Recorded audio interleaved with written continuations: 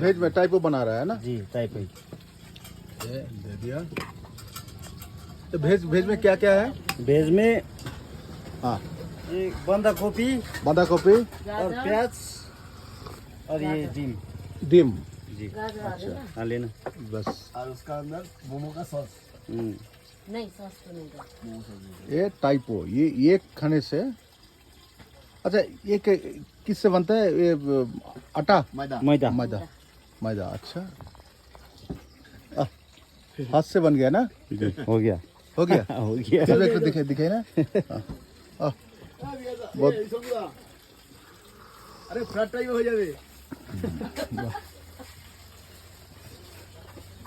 Typo बनाया, फिर भी एक तो बना रहा है।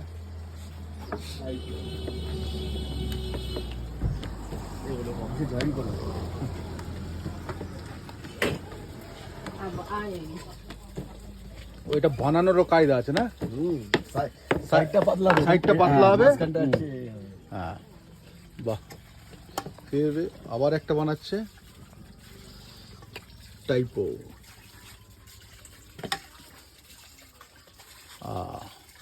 এবার এইটা